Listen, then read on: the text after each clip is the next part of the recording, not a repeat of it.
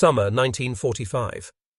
The war had officially ended, yet for the Korean women captured during the conflict, freedom was still an abstract idea, one they had been trained to fear rather than anticipate. Rumors had traveled through the camps like wildfire. Americans were merciful to some, cruel to others. Escape was impossible, survival uncertain. Every story carried an edge of dread, every whispered tale a warning. When they were told they would be transported to the United States, disbelief swept through the group. How could they, prisoners of a distant war, leave the camps in Korea and enter cities bustling with strangers? How could anyone imagine that they would walk freely, unchained, among people who had never seen them, never known their names, never fought them directly? Their journey began on crowded transport ships. The waves rocked the vessel, a constant reminder of the uncertainty beneath them. Guards were present, yes, but unlike the brutal overseers they had feared, these soldiers spoke quietly, gave clear instructions, and provided the barest comforts to make the crossing bearable. Blankets were distributed for the cold nights at sea, meals were modest but sufficient, and water was always available. The women huddled together, whispering, doubting, questioning whether this was another cruel trick of fate. Upon arrival in San Francisco, the women were led onto the docks. The first shock came immediately. There were no chains, no harsh shouts, no soldiers pushing them forward with rifles raised. Instead, uniformed men stood at a respectful distance, guiding them gently toward the waiting buses. Street sounds, the roar of engines, the chatter of passers-by, the distant honk of horns, were alien to the women. They had spent months, even years, in isolation or fear, and now the world unfolded before them like a dream or a nightmare they could not yet decipher. On the bus, seated in rows with other women, they could barely contain their awe. Streets passed by in a blur, cars unlike any they had seen, buildings towering high, pedestrians moving with an ease they had thought impossible. Each stop brought new amazement and new fear. Every doorway might hide a threat, every glance from a stranger a potential judgment. Yet nothing came. No handcuffs, no bars, no cruel laughter. Only the soft voice of a translator explaining their temporary accommodations, the schedule for meals, and the guidance for city tours. The first city visit was New York. The women were allowed to walk freely through designated areas, escorted but not restrained. Skyscrapers reflected the sunlight, and cars honked in a rhythm that seemed chaotic but alive. They passed stores with glass windows, revealing goods they had never imagined: fruits, clothing, toys. One young woman, Hannah, reached out instinctively toward a pile of apples in a store display, only to be gently guided back by a translator. The fruit was not theirs to take, yet the sight itself sparked a sense of wonder. "Is this real?" she whispered to her friend, eyes wide. The answer was unclear. Everything felt surreal, a dream painted in vibrant colors they could not name. Lunch that day was served in a modest American diner. Tables lined the space, patrons chatting softly, oblivious to the foreign guests among them. The women were given menus, and for the first time in years they could choose what to eat. Simple sandwiches, soup, coffee, choices that seemed trivial to the world but were monumental to the women. The act of ordering, of being treated as human beings with preferences and voices, left them dumbstruck. The server smiled politely, taking their orders without question, without judgment, without any hint of the hostility they had anticipated. The city tour continued, and with each passing moment the disbelief grew. Hannah and her companions walked along Central Park, their hands unbound, their movement unrestricted. Children ran past them, laughing, some stopping to glance curiously at the foreign visitors. No one shouted, no one stared with contempt, no one attempted to humiliate or harass. The women began to exchange quiet glances, a mix of fear and amazement. Could it be possible that they were truly allowed this freedom? Could it be true that mercy existed in such an unguarded, unexpected form? By evening, the women returned to their temporary quarters, a small, clean building arranged specifically for them. Soldiers remained nearby, but always at a distance, watching without interfering. Blankets and food were provided, letters could be written to family back home, and hygiene supplies were laid out for their use. The contrast to their experiences in captivity in Korea was staggering. Every small act, the handing of bread without suspicion, the placement of a blanket without condescension, the simple nod of recognition without intrusion, created a profound sense of disorientation. Night fell, and Hana lay awake on the thin mattress, staring at the ceiling. She thought of her mother, of the sisters she had left behind, of the world she had known and the world she had now stepped into. Fear and relief battled in her chest. How could one reconcile the years of terror and abuse with this astonishing display of restraint and humanity? How could the enemy they had been taught to fear now act with such unexpected kindness? Her pen trembled as she began to write a letter to her mother, describing streets filled with life, hands that did not touch, and freedom that seemed almost unreal. The next morning brought another city tour, this time to Washington, D.C. The women were allowed to view monuments, walk along the National Mall, and even observe military ceremonies from a respectful distance. Each experience was punctuated by small acts of respect, soldiers stepping aside to allow passage, translators providing context without judgment, civilians observing with curiosity but no hostility. Hana realized that this pattern of structured freedom, of compassionate oversight, was deliberate, a carefully constructed reality designed to teach, to protect, and to humanize. By the end of the week, the women had visited multiple cities, each encounter reinforcing the same bewildering truth. They were prisoners in name only. Their movements were monitored, their safety ensured. Yet they were treated with dignity and respect. The mockery of expectations, the fear that chains, humiliation, and abuse would define their journey, gave way to awe at the measured humanity of those entrusted with their care. Hana's journal filled with notes, sketches, and reflections, capturing a narrative that no propaganda, no rumor, and no previous belief could have prepared her to tell. The days in the United States passed with a strange rhythm, one that both comforted and confused the Korean women POWs. There was a strict schedule, morning briefings, city tours, meals at set times.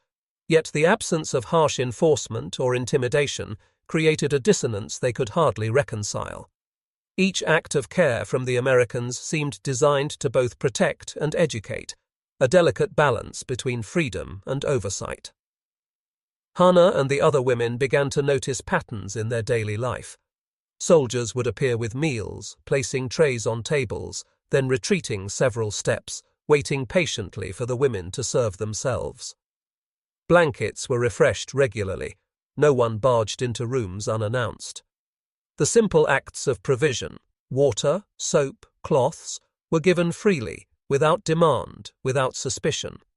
Every gesture contradicted years of conditioning that had taught them the enemy was merciless, lustful, and cruel. One afternoon, Hana and her companions were guided to a local market.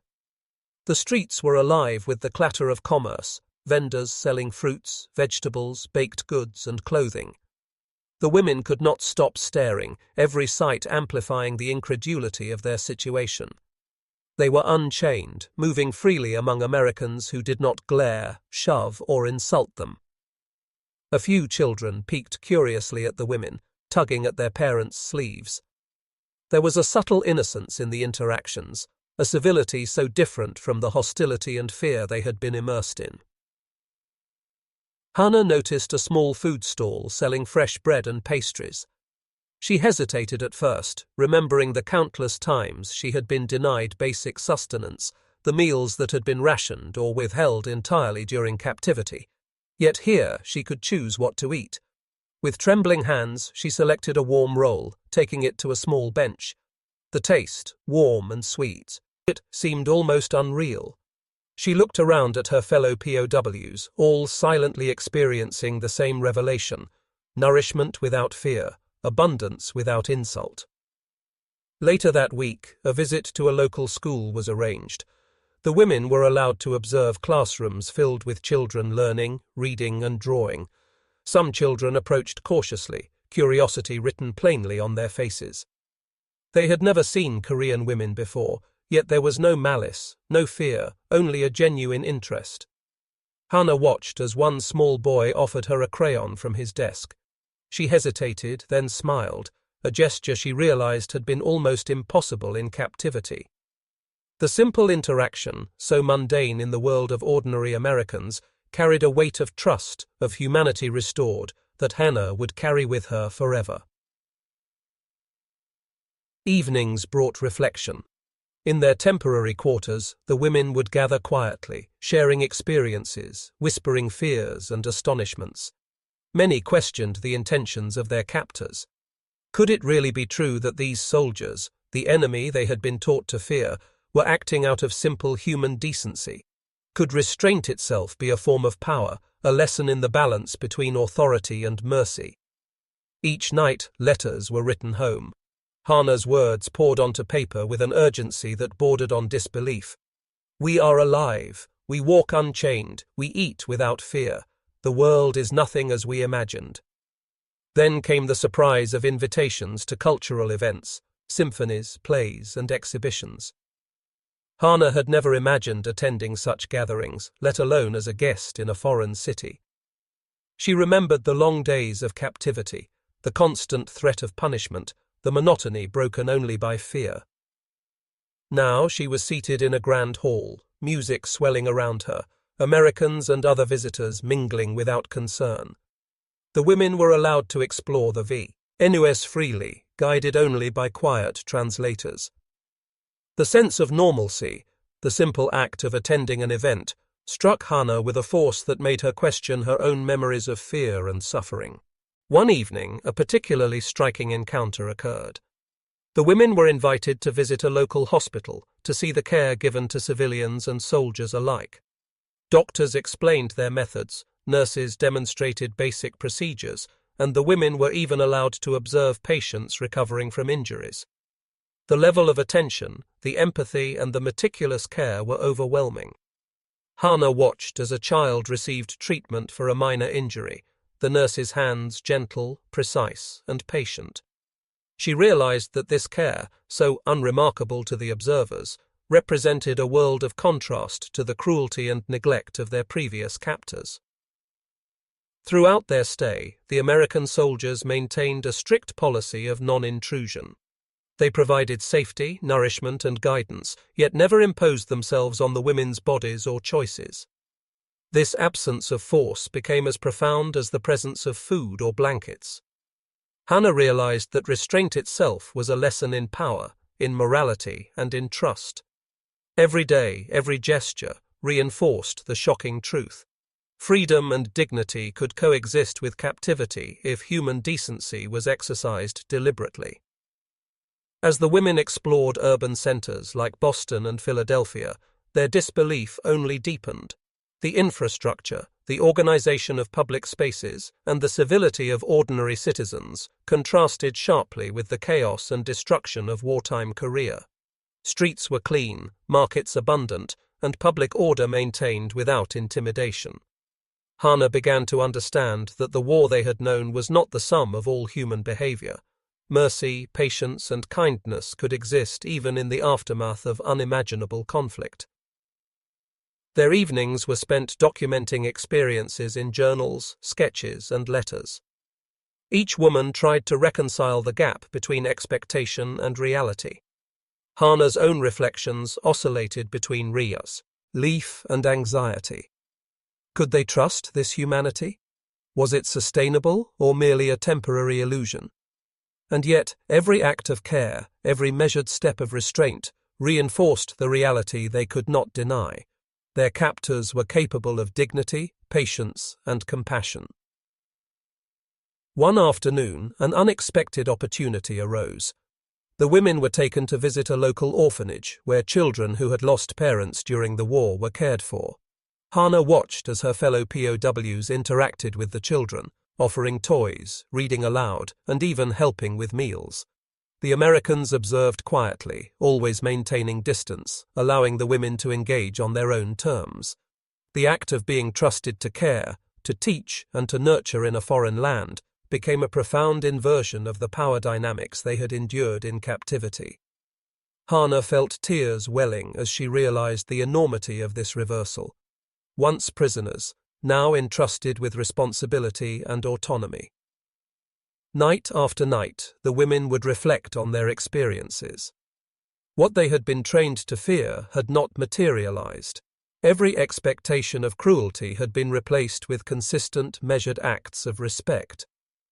Hannah's journal entries overflowed with observations, questions, and moments of quiet astonishment. The very concept of mercy, its absence of force, its deliberate maintenance of boundaries, became a central lesson, one that would remain with her for decades. The days culminated in a final city visit. Chicago. Here, the women walked along wide avenues, observed bustling marketplaces, and even attended public lectures. The encounters were rich in diversity and interaction, yet consistent in one element: the Americans did not interfere beyond necessary guidance. Hannah marveled at the trust placed in them, the assumption of basic human decency, and the unbroken pattern of respect. Each moment reinforced the lesson that restraint, rather than power or domination, could define the most profound interactions between former enemies. The Korean women POWs had now spent several weeks in the United States, and the initial shock of unchained freedom had begun to settle into a cautious acceptance. Yet each day brought a new revelation, a new instance of mercy that challenged the beliefs they had carried since their capture. Hannah, like the others, still carried a quiet tension within her, a question of whether the humanity they witnessed was real or simply temporary, a fragile illusion that could shatter at any moment. One morning, the women were escorted to a small museum dedicated to the history of American military efforts. They were allowed to observe artifacts, photographs, and personal accounts of soldiers who had fought across the globe. The women moved slowly, absorbing every detail. For the first time, they saw a version of war that emphasized human stories rather than only destruction and victory. Soldiers' letters, diaries, and photos revealed moments of kindness, humor, and care amidst chaos. Hannah marveled at the contrast. These Americans, once enemies, had written the same kinds of words she had, expressing longing for family, grief for lost comrades, and hope for a better future. After the museum visit, the women walked along quiet streets toward a park where a small group of local citizens had gathered. Families picnicked, children played, and vendors sold snacks and lemonade. Hannah's group was allowed to join freely, mingling cautiously with strangers who smiled and offered gestures of welcome. A small girl approached Hannah, offering a hand-drawn flower. Hannah knelt, accepting the gift, and smiled, a smile that felt like it had been forgotten for years. The simple trust and warmth of the interaction left her nearly breathless.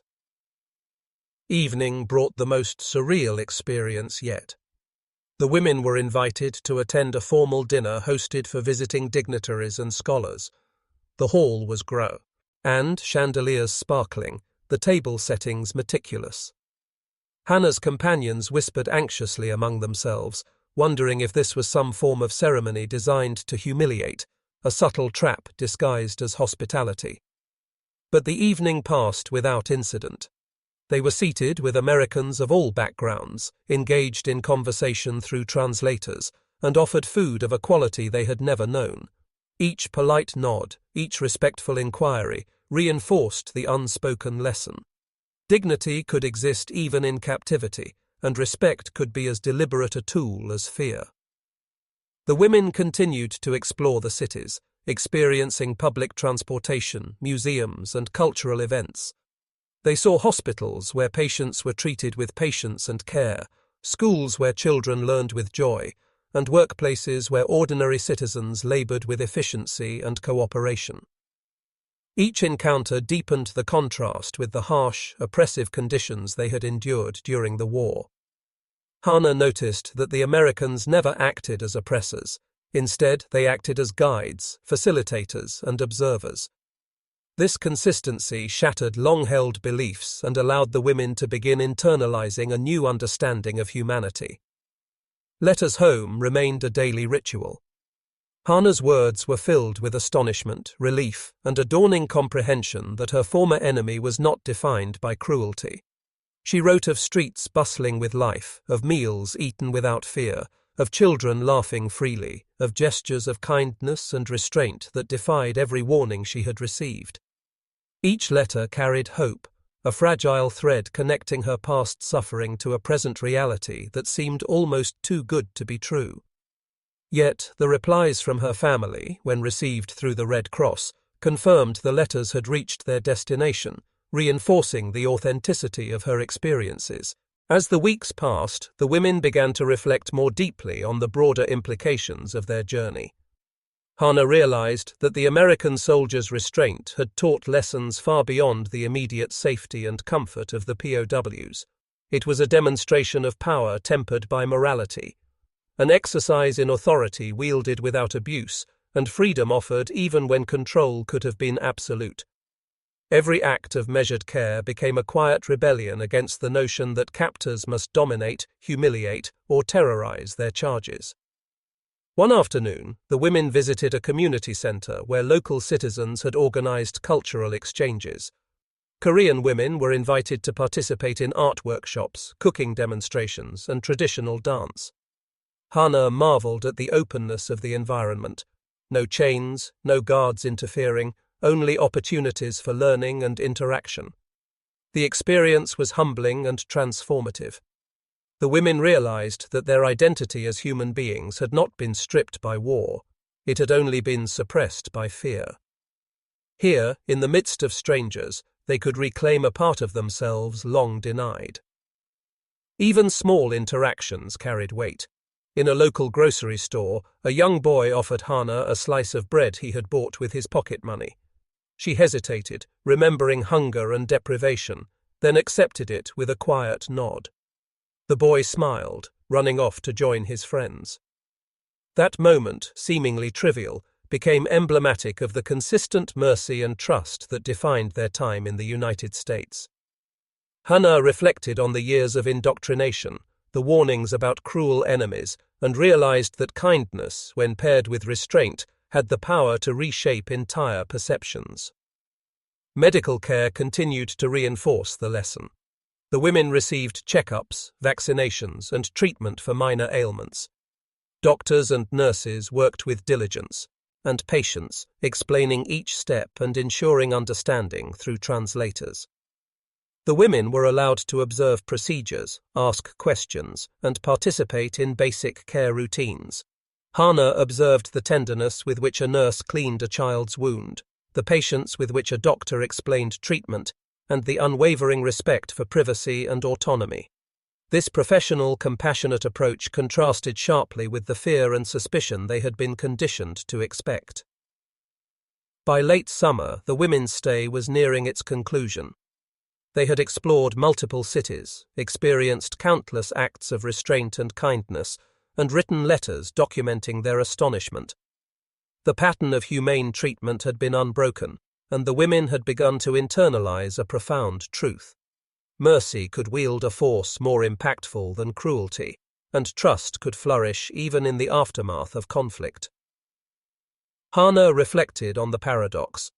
The enemy they had been taught to fear had in fact preserved their dignity, allowed them freedom, and offered protection.